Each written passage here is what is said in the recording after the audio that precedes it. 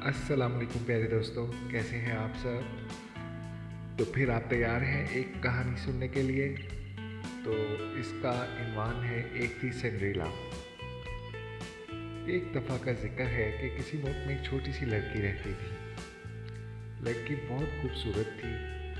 इसकी बदकिस्मती कि इसकी वालिदा फौत हो गई थी और इसके वालिद ने दूसरी शादी कर ली थी। लड़की की सौतेली माँ बहुत जालिम थी। इसकी 2 बेटियां भी थीं। ये तीनों बेचारी लड़की पर बहुत जुल्म करती और इसकी तहकीर का मौका हाथ से न जाने देती।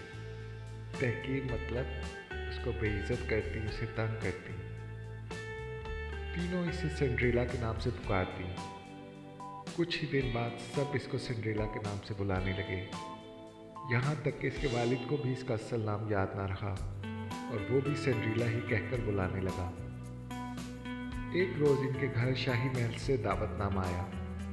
दरअसल बादशाह और मलिका को शहजादे के लिए एक खूबसूरत लड़की की तलाश थी। उन्होंने एक बहुत बड़ी दावत का अहतमाम किया और मुल्क की तमाम लड़कियों को इसमें मद्दू किया ताकि शहजादा लड़कियों को देखकर अपनी पसंद बता सके। दावतनामा देखकर सिंड्रेला की दोनों सौतेली बहनों ने इस पर खूब तंज किया और कहने लगी, तुम तो इस दावत में नहीं जा सकोगी क्योंकि ना तो तुम्हारे पास अच्छे कपड़े हैं और ना ही तुम इतनी खूबसूरत हो कि इस शानदार तकरीब में जा सको। ये बातें सुनकर सिंड्रेला को बहुत दुख हुआ, लेकिन वो खामोशी से सब कुछ सुनती रही। आखिरकार दावत वाले दिन दोनों सौतेली बहनों ने सिंड्रेला को कहा कि वो दावत में जाने के लिए तैयार होने में इन दोनों की मदद करें।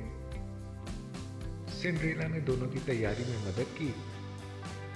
बहुत सा मेकअप करके और अच्छे कपड़े पहनकर भी वो इतनी अच्छी नहीं लग रही थी जितनी अच्छी सिंड्रेला अपने पहले पुराने फटे पुराने कपड़ों में बगैर मेकअप के थी।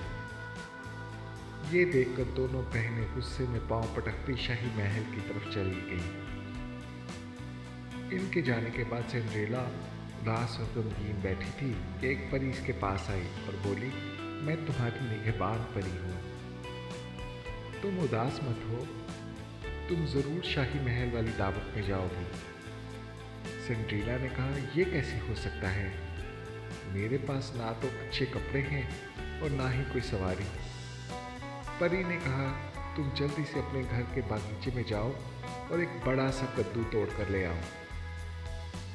सिंड्रेला परी के कहने पर अपने बागीचे से सबसे बड़ा कद्दू तोड़ कर ले आई। परी ने कद्दू लेकर जादू की छड़ी लहराई तो वो एक खूबसूरत बग्घी में तब्दील हो गई। अब परी ने किचन से 2 चूहे पकड़े और इनको छड़ी लहराकर घोड़ों में तब्दील कर दिया। घोड़ों को बग्घी में जोतकर परी ने एक और मोटा ताज़ा सा चूहा पकड़ा और इसको जादू की छड़ी घुमाकर बग्घी का कोचवान बना दिया। सिंड्रेला खड़ी हैरत से ये सब कुछ देख रही थी कि परी ने एक मरतबा फिर जादू की छड़ी लहराई। अब सिंड्रेला के जिस्म पर खूबसूरत झिलमिल करता रेशमी लिबास था और मेकअप भी हो चुका था। तो आप देखो कि उसकी किस्मत कैसे बदल रही है। परी ने कहा, प्यारी सिंड्रेला, अब तुम फौरन दावत में पहुंच जाओ और हाँ देखो, रात 12 बजे से पहले तुम वापस आ जाना क्योंकि इस वक्त मेरा जादू ख़त्म हो जाएगा। सिंड्रेला ने परी से वादा किया और शाही महल की तरफ चल दी। महल में सिंड्रेला की खूब पजीराई हुई। लोगों ने दिल खोल कर इसके हुस्न की तारीफ की। यहाँ तक कि सिंड्रेला की दोनों सौतेली बहनों ने भी इसे ना पहचाना। कुछ देर बाद शहजादे ने सिंड्रेला के पास आया और पूछा, क्या तुम मेरे साथ डांस करोगी। सिंड्रेला उठकर शहजादे के साथ चली गई और आधी रात तक दोनों डांस करते रहे।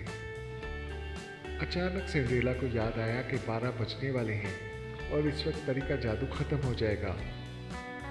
ये याद आते ही सिंड्रेला ने शहजादे से हाथ छुड़ाया और बाहर की तरफ भागी।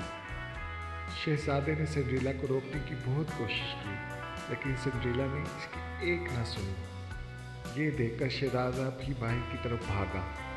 महल की सीढ़ियों पर आकर शहजादा बहुत मायूस हुआ क्योंकि इसके ख्वाबों की शहजादी जा चुकी थी। शहजादे ने ये ना देखा कि वहाँ एक गरीब लड़की फटे पुराने कपड़ों पे मलबूस हाथ में बड़ा सा कद्दू लिए खड़ी थी और 3 चूहे इसके इर्द गिर्द भाग रहे थे। दरअसल रात के 12 बज चुके थे और परी का जादू खत्म हो चुका था। शहजादा मायूसी के आलम में महल के अंदर वापस जाने लगा तो इसे सीढ़ियों पर एक शीशे की तरह शफाफ, चमकदार, खूबसूरत, नरम और नाजुक जूता नजर आया। इसने जूता उठा लिया।